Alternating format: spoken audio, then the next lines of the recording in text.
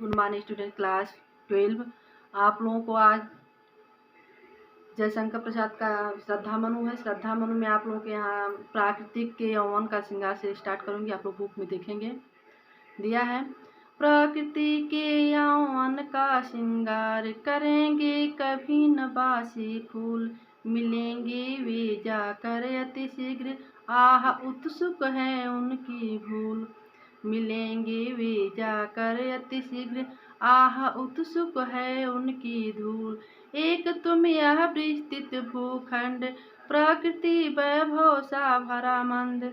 कर्म का भोग कर्म का भोग का कर्म, यही जड़ का चेतन आनंद। कर्म का भोग भोग का कर्म, यही जड़ का चेतन आनंद। अकेले तुम कैसे असहाय यजन कर सकते, तुच्छ विचार तपस्वी आकर्षण से हीन, कर सके नहीं आत्म विस्तार। तपस्वी आकर्षण से हीन, कर सके नहीं आत्म विस्तार। समर्पण लो सेवा का सार, सजल संस्कृत का यह पतवार। आज से यह जीवन उत्सर्ग, इसी पद तल में विगत विकार। इसी पद तल में विगत विकार। मनोसंस्कृत के मूल रहस्य, तुम्ही से फैलेंगे यह फैलेगी यह बेल वह बेल। विश्व भर सौरभ से भर जाए, सुमन के खेलो सुंदर खेल। विश्व भर सौरभ से भर जाए, सुमन से खेलो सुंदर खेल। अब देखिए जो इसमें है प्रकृति के यौवन का वर्णन किया गया है कि जो मनु में चेतना का संचार करने के लिए या संचार करती हुई मनु शांत रहते हैं उस निर्जन वन में, तो उसमें चेतना का संचार करती हुई श्रद्धा कहती हैं कि प्रकृति के यौवन का श्रृंगार, मतलब श्रद्धा कहती है कि क्यों मुरझाए हुए हो तुम, तपस्वी तुम क्यों मुरझाए हुए हो, क्यों हताश हो। जो प्रकृति है उसकी सौंदर्य का जो श्रृंगार है, श्रद्धा कहती हैं कि क्यों हे तपस्वी, क्यों मुरझाए हुए हो, क्यों हताश हो, क्यों दुखी हो। जो प्रकृति है उसकी प्राकृतिक सौंदर्य का जो श्रृंगार है, ठीक है, करेंगे कभी न बासी फूल। वे बासी फूल कभी करते नहीं। बासी फूल के मतलब यौवन का श्रृंगार जो है बासी फूल कभी नहीं करेंगे या कभी नहीं करते हैं, क्योंकि मुरझाया हुआ फूल जो है कभी भी किसी का श्रृंगार नहीं बन सकता है। मुरझाया हुआ जो फूल होता है क्यों वह किसी का श्रृंगार नहीं बन सकता है, क्योंकि जो मुरझाया हुआ फूल होता है उसमें न गंध होता है, न सुगंध होती है, और न उसमें कोई सौंदर्यता होती है, मतलब सुंदरता होती है। इसलिए बासी फूल जो है किसी का श्रृंगार नहीं कर सकते हैं, क्योंकि वह मुरझाया हुआ होते हैं। लेकिन जो खिले हुए फूल होते हैं वे क्या करते हैं, मन को आकर्षित करते हैं, मन को सौंदर्य मतलब सुंदरता को बढ़ाते हैं और सभी के मन को आकर्षित करते हैं अपने सुगंधों को फैलाकर। ठीक है बच्चों, मिलेंगे वे जाकर अति शीघ्र, आह उत्सुक है उनकी धूम। फिर वे कहती हैं कि ऐसे, फिर वो कहती हैं कि बहुत जल्द ही वह जाकर, शीघ्र मतलब क्या होता है जल्द, बहुत जल्द ही या बहुत ही शीघ्र वह जाकर धूल में मिल जाएंगे। दिया है ना कि आह उत्सुक है उनकी धूल, मतलब बासी फूल जो है वे बहुत ही जल्द या शीघ्र धूल में मिल जाएंगे। इसलिए बार बार वह मनु को जगा रही है, मतलब इसलिए वह बार बार मनु क्या है जगा रही हैं कि जो बासी फूल होते हैं वह शीघ्र ही क्या है धूल में जा करके मिल जाएंगे। इसलिए वह बार जो है मनु को जगा रही हैं। आगे है एक तुम यह विस्तृत भूखंड, माने तुम एक हो यह विस्तृत भूखंड, यह पूरा विस्तृत भूखंड अर्थात जो छोटा छोटा टुकड़ा है, ठीक है। तुम एक हो, और फिर कहती है तुम एक हो ये पूरा विस्तृत भूखंड, अर्थात जो छोटे छोटे टुकड़े हैं, प्रकृति वैभव से भरा अमंद। ठीक बच्चों, ये जो प्राकृतिक वैभव है यह कैसा है, जो कभी फीका नहीं पड़ेगा। देखिए अमंद दिया है ना, तो अमंद का मतलब होता है फीका पड़ना, ठीक है। तो कवि कह रहा है कि यह जो या श्रद्धा कर रही हैं कि तुम एक हो, और ये पूरा विस्तृत भूखंड या छोटा छोटा टुकड़ा, ठीक है बच्चों, छोटा छोटा टुकड़ा, ये जो प्राकृतिक है या ये जो प्राकृतिक वैभव है ये कैसा है, ये जो कभी फीका नहीं पड़ेगा। माने जो प्राकृतिक संपत्ति है, वैभव है, वह कभी क्या है, भरा अमंद, वह कभी भी फीका नहीं पड़ेगा। फिर है कि भोग का कर्म का भोग, भोग का कर्म, और फिर वह कहती हैं कि पूर्व कर्म के कारण हम पृथ्वी क्या करते हैं, भोग करते हैं। पूर्व कर्म के कारण ही हम पृथ्वी का भोग करते हैं। भोग का कर्म और भोगते हुए अच्छे कर्म करते हैं। भोगते हुए क्या है, अच्छे कर्म करते हैं। वे पुनः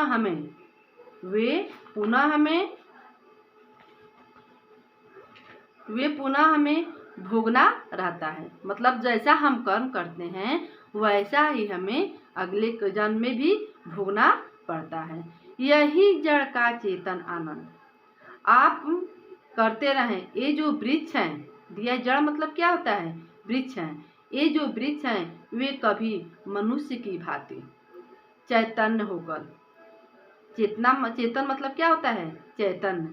आनंद मतलब होता है मतलब फूल, अच्छे अच्छे फूल फल देते हैं और सभी को क्या करते हैं, आनंद करते हैं। तो ये जो और कहती हैं कि ये जो वृक्ष हैं वे कभी मनुष्यों की भांति चैतन्य होकर फल फूल दे रहे हैं, फिर तुम क्यों उदास हो। मतलब पेड़ पौधे भी हैं, अपनी इच्छा को कभी समाप्त नहीं करते हैं, वह भी जो है मनुष्य की भांति चैतन्य होकर फल फूल दे रहे हैं, फिर तुम क्यों उदास हो।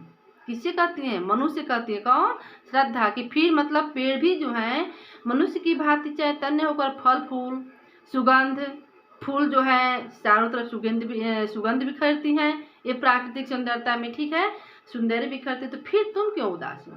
ठीक है, आगे है, अकेले तुम कैसे असहाय यजन कर सकते तुच्छ विचार। अब देखिए यहाँ पे जो है वह वंश को आगे बढ़ाने की बात कर रही है श्रद्धा, कि मतलब जब तक तुम अकेले तुम कैसे असहाय यजन कर सकते। यजन का मतलब होता है कि जैसे पति और पत्नी जो वंशज होते हैं बढ़ाते हैं, उसके लिए है यजन का शब्द दिया गया है। तो दिया कि अकेले तुम कैसे असहाय। फिर श्रद्धा कहती हैं कि तुम अकेलो हो और अपने आप को असहाय मान रहे हो। श्रद्धा कहती है कि तुम अकेले हो और अपने आप को क्या मान रहे हो, असहाय मान रहे हो। यजन कर सकते तुच्छ विचार, तो तुम यजन कैसे कर सकते हो, अर्थात अपने वंशज को, यजन का मतलब वंशज, अर्थात तुम अपने वंशज को आगे कैसे बढ़ा सकते हो। तुच्छ विचार, तुम्हारे मन में ये जो तुच्छ या छोटा विचार कैसे आ गए, मतलब तुम्हारे मन में ये छोटा विचार कैसे आ गया है। तुम यजन कैसे कर सकते हो, अर्थात अपने वंशज को आगे कैसे बढ़ा सकते हो। तपस्वी आकर्षण से हीन कर सके नहीं आत्मविस्तार।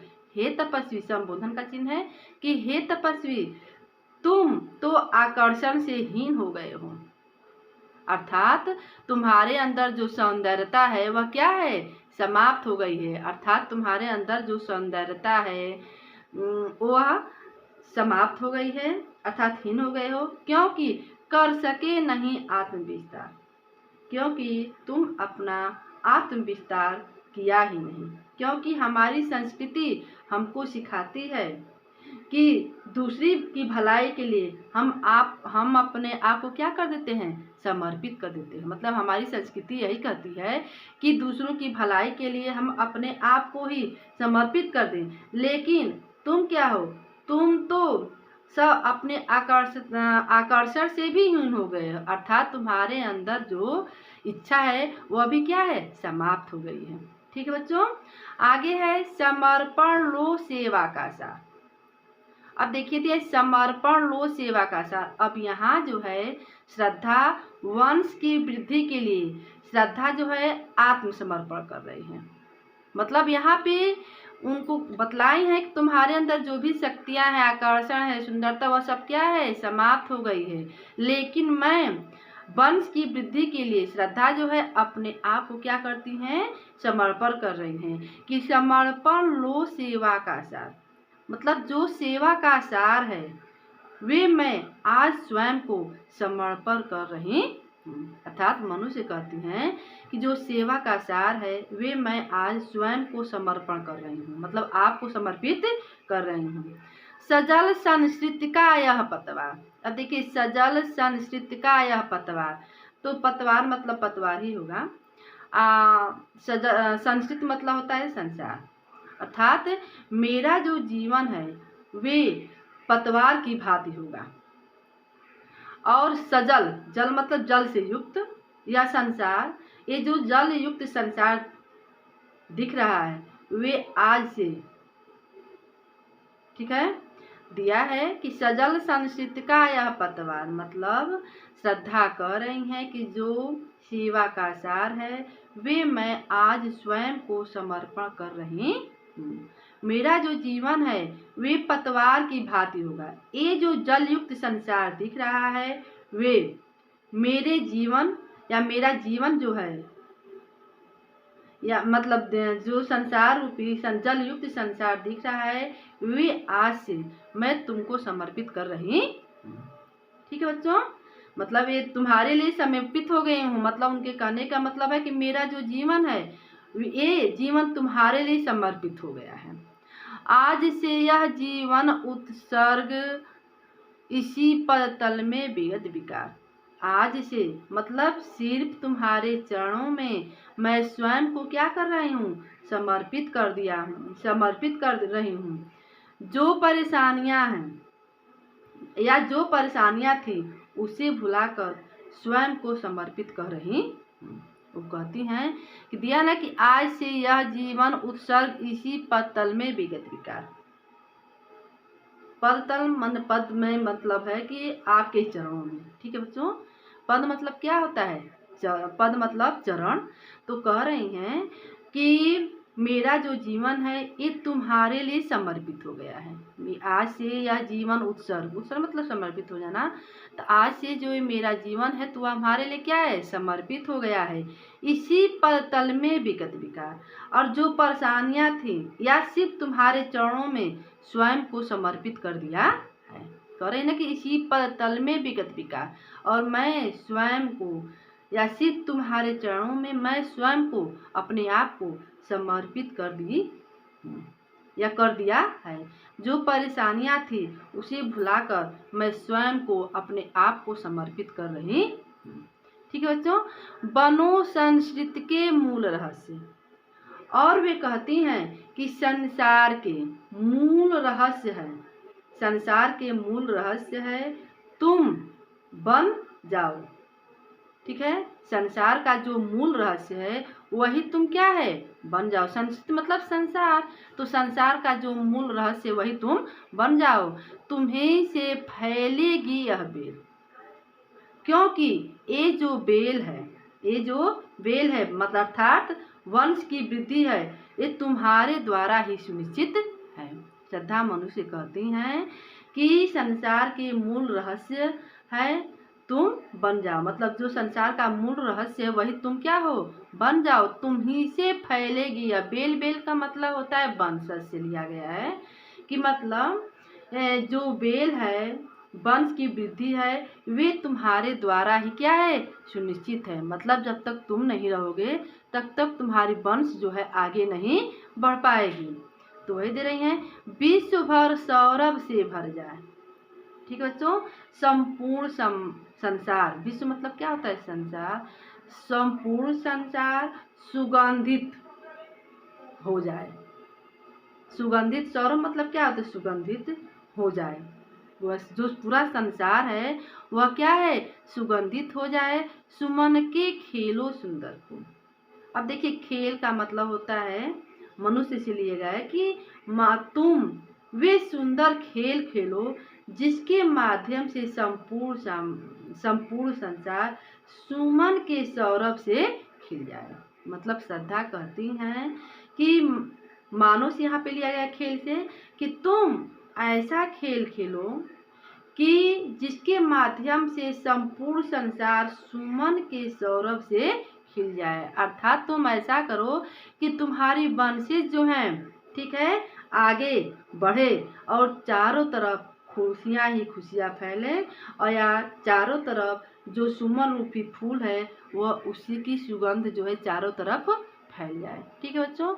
अब देखिए इसमें दिया है कि अलंकार आप देखेंगे कि प्रकृति के यौवन का श्रृंगार कभी करेंगे कभी न बासी फूल, मिलेंगे वे जाकर अतिशीघ्र आ उत्सुक है उनकी धुन। अब देखिए इसमें जो है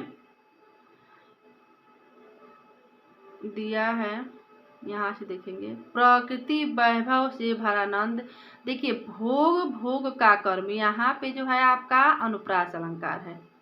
यहाँ पे भोग कर्म का भोग भोग का कर्म में जो है अनुप्रास अलंकार है, क्योंकि क भ भ कई बार आवृत्ति हुई है, तो यहाँ पे क्या है आपका अनुप्रास अलंकार है।